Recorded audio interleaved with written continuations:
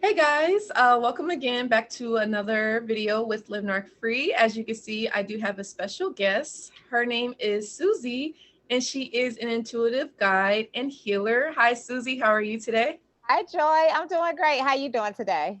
I'm doing good. Thank you for asking. Yeah. How's your day been so far? So far, Everything so good. Yeah, I've been getting a lot of stuff done. So very productive. That's good. That's good.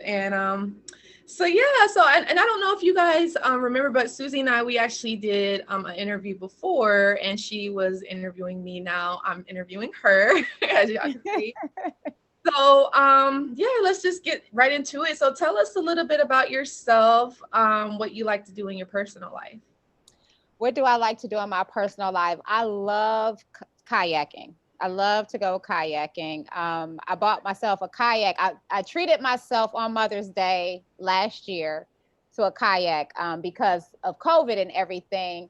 The place that I like to go to, they used to rent the kayaks. And because of COVID, they stopped renting them. And I love to do it so much. I was like, you know what? I'm just going to invest in myself because it's self-care for me. Like when my daughter's with their dad or at school, because I work for myself, I can just put that boy in the car and go and I write on the lake and all that other stuff. So I love going kayaking. That's like one of my favorite things to do.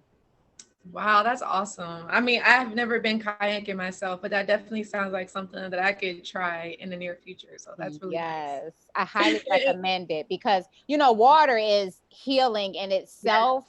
It's relaxing, and I love to write too. So when I go out, I take my journal and Mhm. just get like inspiration and stuff like that. Sometimes I write, sometimes I just sit out on the lake. Yeah, I'm kind of like that when it comes to the beach. Like I really just kind of go to the beach to just kind of gather my thoughts, to just, just embrace the nature. It's so Yeah. relaxing to me. So I definitely see that as self-care as well. Yes. So yeah, if you want to kind of tell us a little bit about what happened to you, what was the problem, what you had to overcome. Mhm.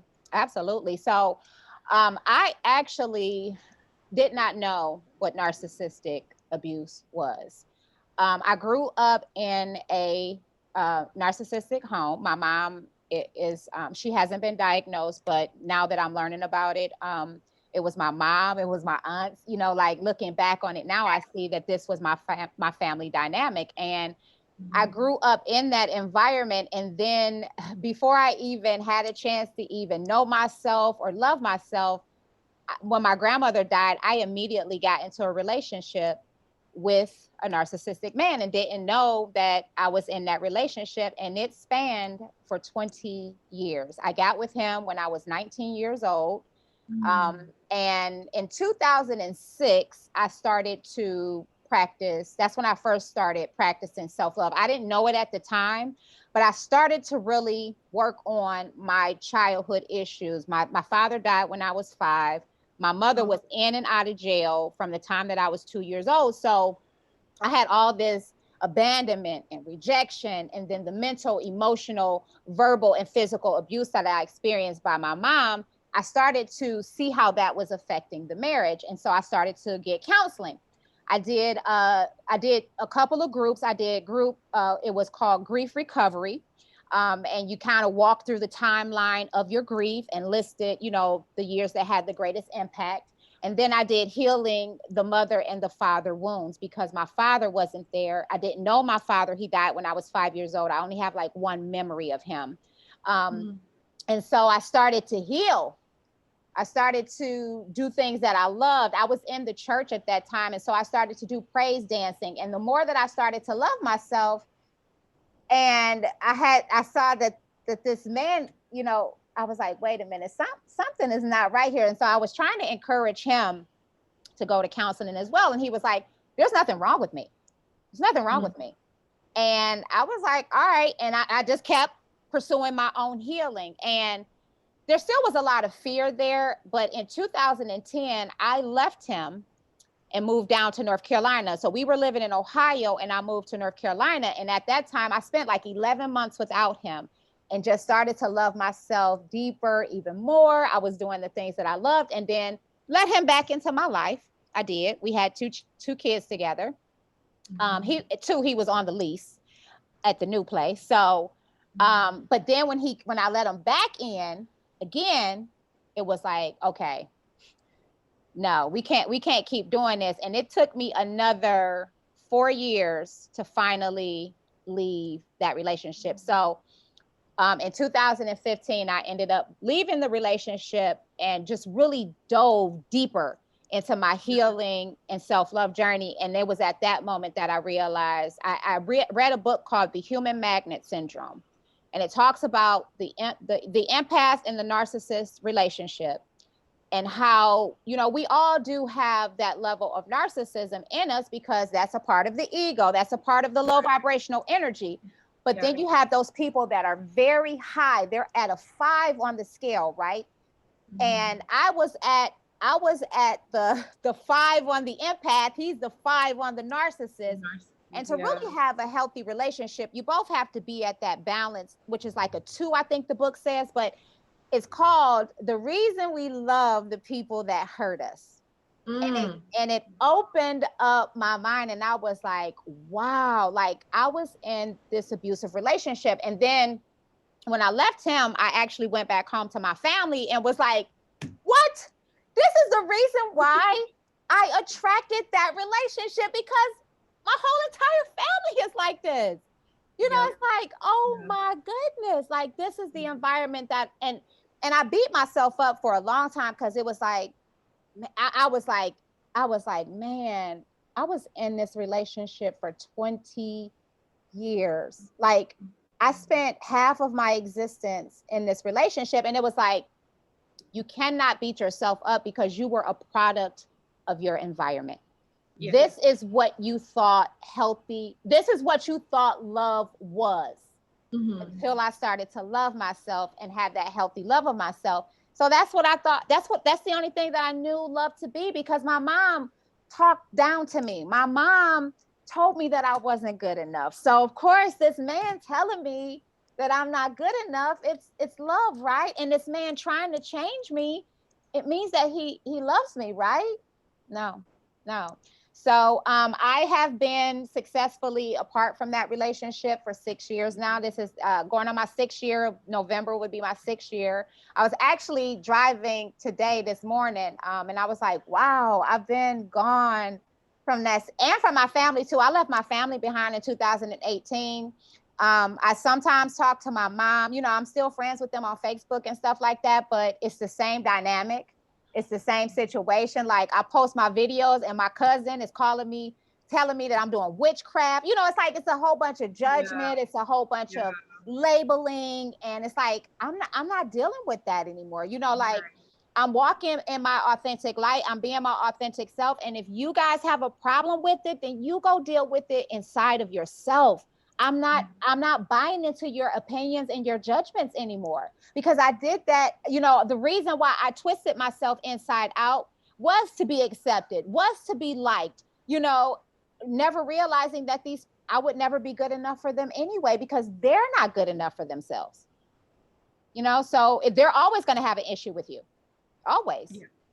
Yeah. And, Suzie, I love everything that you said, and I related to it 100%, because I always share with my audience that, my aunt was a narcissist, and I always felt like I could never do any right for her, or nothing that I ever did was good enough. And I felt like she was always setting me up for failure, because she had me on this high pedestal, or had high expectations for me that she wasn't even meeting, and she was expecting me to meet that. And when you said about loving people who hurt you, or caring about people that do us wrong or whatever, it's like I was the same way, and it's just, I think it's almost like an addiction, or we want to be accepted. We want to be approved by those kind of people, but like, they're not even accepting themselves. They're not loving themselves. So like, why are we going out of our way to do the most for them? They're not even doing anything for us, so I definitely get that. But I want to say I'm so like happy and proud of you that, you was able to overcome that, and you don't allow other people's opinions to dictate how you live your life and how you're showing up in the world. That says a lot about you. So I did. Thank you. I did. I struggled with it for a long time. And you know, it was just really recently that it was just like, you know what, they're going to talk about you anyway. Correct. So why not just be you? Why not just be you? Because they're going to talk. There, nothing you ever do is going to be enough or right for them in their eyes anyway. So just be yourself. As long as you're loving yourself, that's all that really matters. That really is all that matters. And the right people will love you and accept you for who you are. That's That's it. true. And I had the same thing when I started doing my readings. You said that your cousin was saying you're practicing witchcraft. I had a lot of people that would come at me and say, "Oh, what are you doing?" And this is the quote unquote devil's work. I'm like, Yes. I'm not doing that stuff in a way to like, Yes. treat people or to give them Yes. bad advice. Yeah, Yes. it's like Because they don't understand they that. don't It's like understand. Yeah, everything that is on this earth, we can either use it for good. for good or bad. That's Exactly. it. Yes, you have the choice. Even the Bible, you people use the Bible for evil and hatred.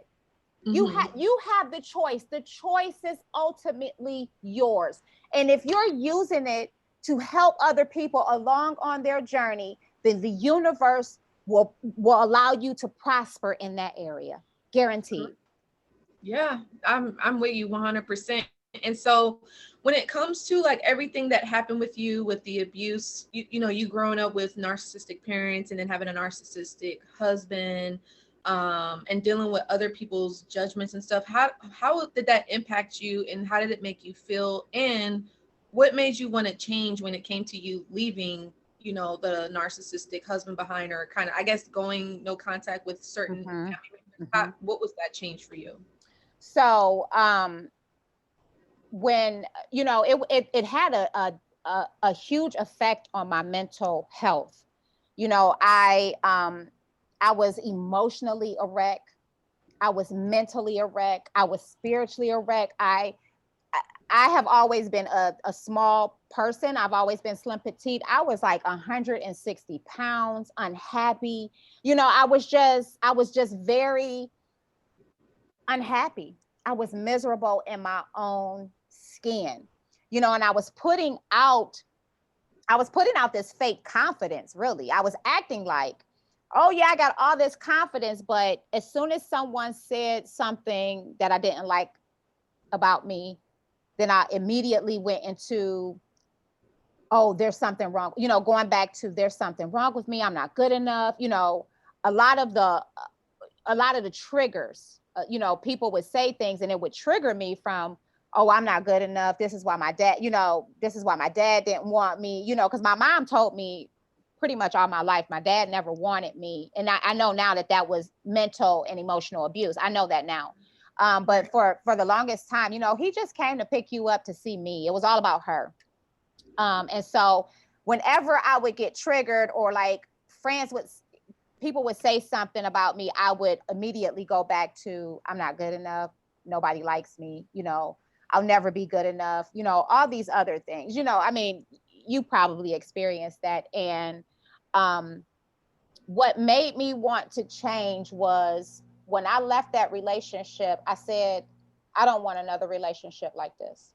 I don't want another. I want to be happy in my relationships from now on. I want mutual support. I want I want healthy. I want healthy. That was my whole goal. It was I want to be happy and I want to be healthy. You know, I want to be mentally healthy. I want to be emotionally healthy. You know, because with a narcissist, when you express emotions, you're being too sensitive. You're taking things personally. You know, it's a lot of gaslighting in there, and it's just like I just really want to be able to communicate in a healthy way with my partner when things are affecting me, you know, and learning about each other and each other's triggers, not to use them against us, but to love each other better. You know, I want a healthy and happy, thriving relationship. And it was just something in me that I was like, I know this is possible. You cannot tell me that this is all there is. Like I would constantly say that, like, I know that this is not all there is. And that's why I remained single, because I know that there was still a lot of healing that I had to do. And that's why I kept attracting those similar relationships. But now I'm also realizing that because of my healing energy, I'm still going to attract them because they're looking for fixers, they're looking for healers. But now I know what they look like. Now I know what that energy feels like. So now I'm going based off of my energy. And it's like, if that energy does not feel right to me, I'm like, no. And I'm helping in a different way, you know, because you can't do that. And so that's really what I did. I used what I used to do, because I know, being an empath, I got into these relationships trying to quote unquote fix them, you know, because of the potential that I saw in them. But now I'm realizing that people are their own savior and healer. I'm just there as a guide. So that's what I'm using my gift as. I'm just your guide. You know, I know that the man that comes into my life, he's not going to be perfect, but he's already on his own healing journey. He has already began to work out his, you know, the things that he has dealt with as a child. I'm not going to need to fix him. I'm not going to need to heal him. He knows how to cope in a healthy way, just like I do when my emotions come, because we all have these emotions. We're going to know how to communicate with each other in a healthy and effective way, so that we're not tearing each other down, you know. So now I'm noticing the difference, and I'm willing to wait on that. I'm willing to, you know, continue to create it in myself, so that I can attract that into my life, more of that into my life, you know. So that was my whole goal in leaving, was I want to be healthy and happy, no matter what that looks like. But I'm not going to settle for another relationship like this ever again. Wow. And I love everything that you said. It really sounds like me, to be honest. I feel like I'm talking to myself.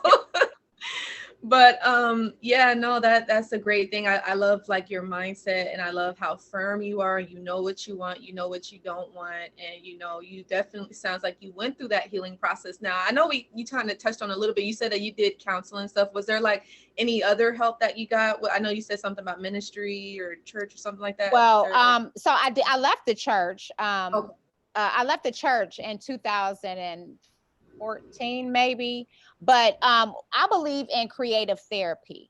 So I do a lot of creative therapy, but I still believe in regular therapy as well. You know, I support that. I still sometimes go and see a counselor if I need to talk to someone, but a lot of what I do is creative therapy. So I dance, I tap dance, I write, I do crafts, you know, me and my daughter, we create projects, you know. So creative therapy really was my saving grace, I guess. I did the counseling, especially after I left that relationship. But then I started, once I started to tap into who I was as an individual and get back to the things that I love, because dancing has always been something that I love. That has just been something that I love. And that's actually what I teach the people in my community, is start doing the activities that you used to do as a child, that you love to do, that the people, you know, the abusive people in your life told you, oh, you'll never make money off of that, or stop doing that, it's a waste of time. Get back to that, you know, because you have to be able to nurture that inner child, because that's who was really wounded. That's who really received the wounds. It wasn't me as the adult. Yes, the majority of my life was in that, but it still was the wounded child who got herself into that relationship. So I take the time, which is self-care to me, and I nurture my inner child. I have fun, I play, you know, and I'm a huge believer in that you have to, I think life was meant to be more joyful and playful than it is serious. You know, yes, you're going to have those emotional days, but I think a lot of people feel like, oh, life is supposed to be hard and it's supposed to be a struggle, and you're only supposed to have a couple happy days. No, your life is supposed to be full and joyful and happy, and you might have a couple of days where you are emotionally triggered, or some old wounds surface and they come up for healing, but your life is supposed to be enjoyed. That's what that's what the universe wants us to be happy and joyful and playful And that's life, you know, like depression does not have to be your life. Sadness does not have to be your life. Anxiety does not have to be your life. And I struggle, you know, especially in that relationship. I used to have severe panic attacks. I used to have be depressed most of my days, you know, and couldn't figure out why. And now that I'm away from my family, out of that relationship, it's like, that's why. Because I didn't have people who were healthy for my mental health. And you have to have people who are supportive of your health, of you being the healthiest and greatest version of you, because that's what relationships are all about. Friendships and romantic. We're here to help each other be the healthiest and greatest version of ourselves. We're not here to put each other down, to step on each other on our bad days, you know, and that's what was happening. That's what was happening to me. You know, on my bad days, I was being stepped on instead of uplifted, you know, and we're here to help people, not to hurt people.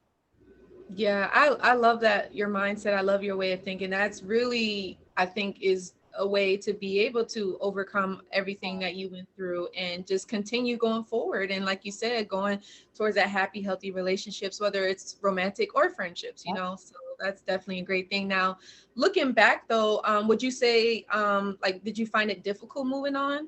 Like during the time you were kind of going through like the breakup with your ex-husband and all that stuff, or? Definitely, Yeah. definitely, because that was 20 years of my life. You know, that was Mm, 20 years of my life. And there's still there's still a lot of fear associated with it, but I'm no longer afraid. Okay. So I go anyway, even in the fear, because now I realize that because I do love myself now, nobody can truly hurt me anymore. mm, Because now I know how to communicate, and like I, you know, a lot of people will just cut people off the first time. I at least give people two chances, okay? The first time I'm going to say, "Hey, your actions made me feel this way." You know, I'm going to communicate. And if it happens again, then I know you don't care. You don't care about my feelings, okay? yeah. But I'm going to give you the benefit of the doubt and the opportunity to correct it, because nobody's perfect. I understand that. But a person who repeatedly does the same thing, oh, they don't care about your feelings. They don't genuinely care about you. So yes, I have given, you know, men opportunities, but now I am aware. I'm self-aware. I'm aware of my own feelings. And I think that that's important for you to be emotionally in tune with yourself so that you can communicate, hey, this action made me feel this way. I would appreciate it if you wouldn't do that. And Mhm. it's up to that person whether they want to honor those feelings or not. And if they Yeah. don't want to honor those feelings, then that's my cue to leave that relationship.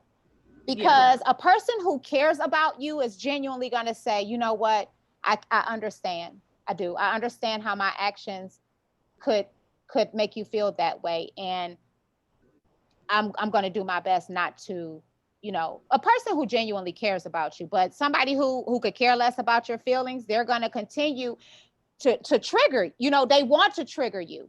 And a Yeah. healthy relationship is not, that's not a healthy relationship. You don't need to constantly trigger each other, because the relationship itself is going to bring about healing. It's going to, but a person who genuinely loves you is not going to constantly want to trigger you. They're not going to do it on purpose, you know. Yeah. So it's just me setting my boundaries, you know, creating those healthy boundaries for me and the other person, and also taking my time, because I found myself in these relationships because I was sharing myself sexually too early for me.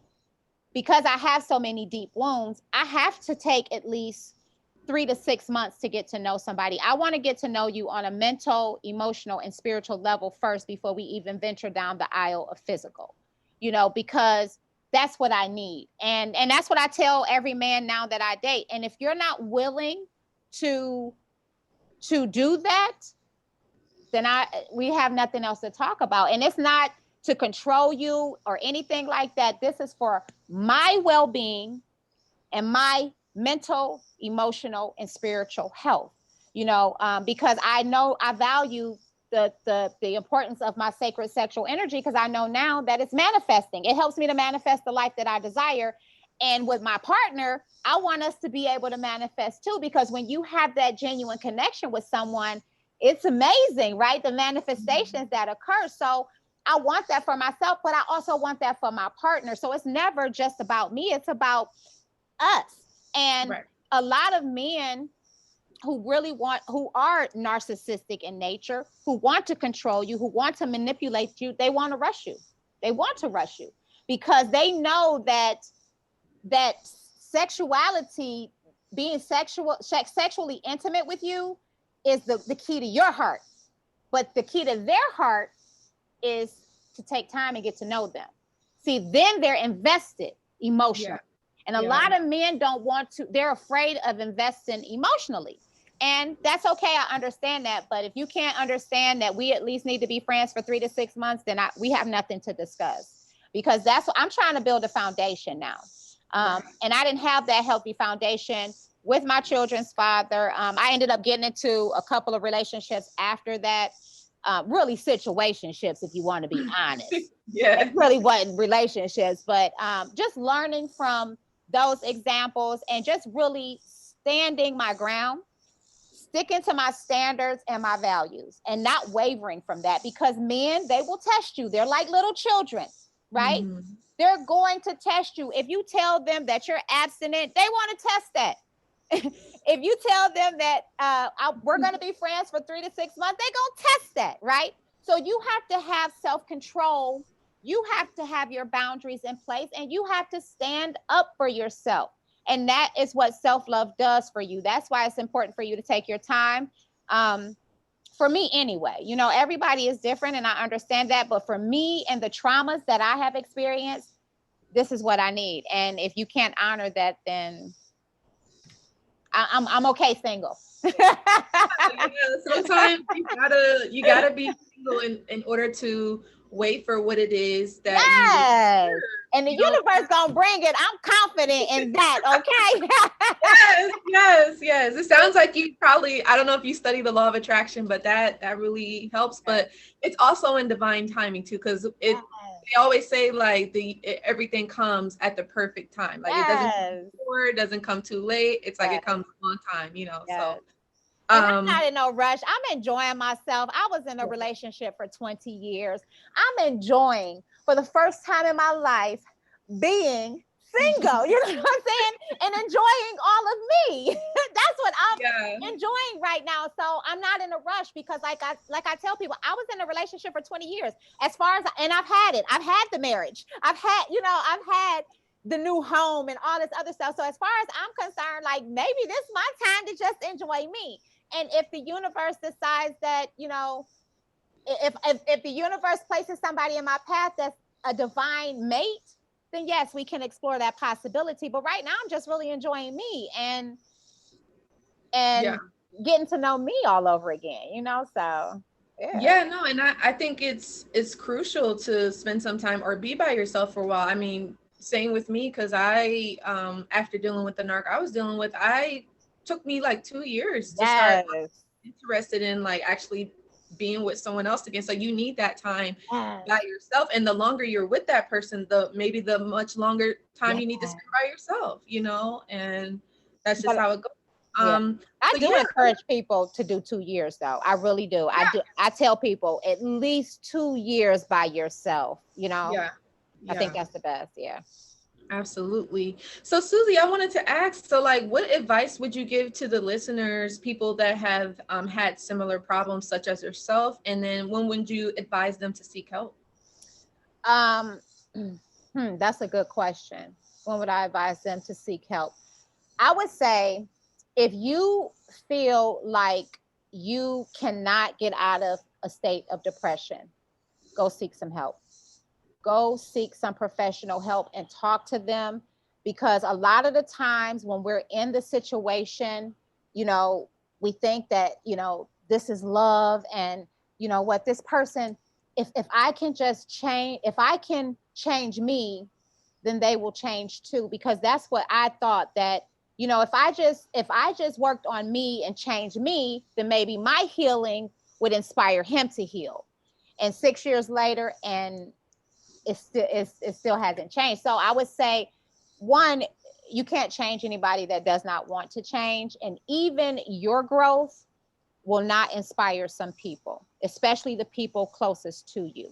And if you find yourself constantly dealing with severe panic attacks, and you're like, what am I stressed over? You constantly have anxiety and fear about certain situations. You're constantly depressed, in a state of depression. You can't get yourself out of that state of depression. And what else was I going to say? If you feel like you can never do anything right with that person, like every time you turn around, there's something that you did wrong, go seek a counselor, because most likely you are in a narcissistic abusive relationship, and you got to get yourself out of that. And then what I would say is, when you are out of it, if you do not have children with the person, go no contact immediately. Change your numbers, or either block that person as best as you can, because they will create fake profiles to continue to stalk you and all that other stuff. But go no contact. If you have a child with the person, don't engage. Just discuss the child. What I do is I try my best to use legal lingo. So I say, in the best interest of the child. I will say, when you missed your appointment, this is how it affected her. So just make the focus about the child. Don't talk about what they did or how they treated you. And if y'all do share a child, what I would recommend is get the child their own cell phone. So the child, so that there's no confusion, because a lot of the times they'll say, well, I needed to text her or email her because of the child. So what I did was, and my daughter was only 8, I did get her own cell phone for him to contact her, so that I would not have contact with him. And I set up professional emails through Talking Parents, which is used by the court, so you can print all that stuff out and give it to your lawyer. But just try to minimize the contact with them. I had to go no contact with my family. And I recently just started talking to them, and I'm going no contact again with them. Because I love them, but it just be like, it's a whole bunch of mess, and it's like, when you are happy and joyful, they don't like to see that. It's almost like, how dare you actually love yourself when we tried to break you, when we tried to, so it's just like, I love y'all. I understand now. I see it now, but I also have the choice not to communicate. And it's very important that you go no contact. A lot of the times they don't change. I do personally believe that when a narcissist becomes self-aware of themselves and they desire to change, then they'll make the changes. It doesn't happen overnight, but they will be. But a lot of them don't see anything wrong with what they're doing. They don't. They think that they are perfectly okay, and a lot of them play the victim. So look out for that. If they're constantly blaming you for the reason why they act the way that they act, that's a sign of narcissism, because they don't like to take accountability for their actions and the hurt that they place on other people. So, but you do have some people who have experienced narcissistic personality disorder who realize, and became self-aware, and they're using that to help other people, but they also, are more self-aware, like, wait a minute, I'm doing this, they check themselves instead of blaming you. They begin to start checking themselves. So, but in reality, most of them don't change, and they won't, because they don't know how to take accountability, and they see nothing wrong with their actions. They see nothing wrong with how they're treating you, how they're treating the children. It's all right in their mind. So definitely seek out resources and as much support as you can. I try to be a support channel, but I like to work with men, because a lot of men do not admit that they have been abused, and because they see it as a weakness. But I see a lot of men that are abused by narcissistic women. So that's who I'm assisting. But I have no problem with assisting women. If you need someone to reach out to, I'm always a resource. But yeah, seek out counseling and resources, and just really learn to love yourself and be okay with being by yourself. It's going to hurt in the beginning, especially for me, because I was in a relationship for so many years, kind of was fearful of being alone. But once you've had that chance to be alone, you realize, you know what, I would rather be alone than to be in that type of relationship. So Wow, yes, that was great. And I agree with everything you said. So yeah, I don't even know what else to say now. That was a lot, but yes. So now, Suzie, you said that you're an intuitive coach, guide, healer, and tell us about like what it is that you do. I know you say you work with men. Do you have like any products or services, and just kind of tell us a little bit more about the work that you do? yeah, so I do realize that a lot of men were abused by narcissistic mothers, right? They had these mentally and emotionally abusive mothers. A lot of them come from single mom households, right? And they had this little boy, right? It's a man. They can control them, but they can't. So Yeah. they beat them down. And I'm realizing that a lot of the times men tend to take on these narcissistic personalities because their mom had it. So I created an ebook, which is From Victim to Victor, and how to get yourself out of that victim mindset. Because it's all, as we've discussed on this, it's all about mindset and changing your mindset from the victim, because you're not the victim. You are, yes, it happened to you, but you don't have to stay in that place. That past is just your past. It's not your destination. So what I do is I created a free community with the ebook, and it's really like a mental health support community for men, because a lot of men experience depression, anxiety, and a lot of men don't think that they are enough, and because their mothers told them that they weren't enough. It was always something wrong with them, and then they weren't allowed to express their emotions, so they're actually stuffing down a part of themselves that needs to come up to be healed. So a lot of men are abusing and beating on the feminine outside of them because they haven't learned how to love the feminine inside of them. So what I'm doing is just being that healthy feminine that can communicate in a safe space and lead them to their own divine masculinity, so that they can change their mindset from the victim to the victor, and they can thrive and walk happily and successfully in their divine masculine. And I know this is a big hope, this is a big dream, but to really eradicate toxic masculinity, because toxic masculinity is the abusive. It's the dominant that's disrespectful to the woman. Is because men are aggressive and dominant, but a lot of men who are toxic and have this toxic masculinity is they think aggression is abuse, and they think dominance is disrespect, and that's not true. So it's all about changing your mindset and what you were raised to believe. It's also letting go of addictions, because a lot of men suffer with addictions, and that's why they have the toxicities, because it's built up in their systems.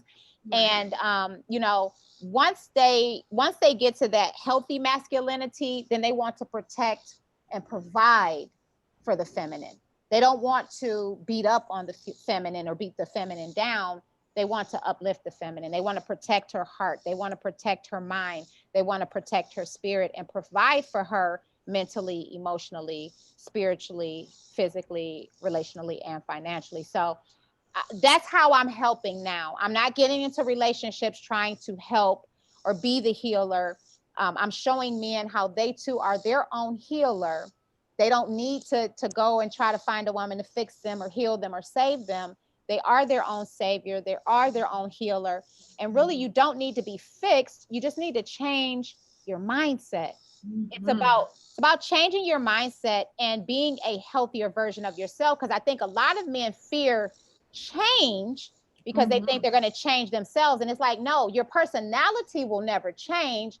It's your patterns and your behaviors that need to change for you to Yeah. stop living in that toxic masculinity. So Mm. that's my product. That's my service.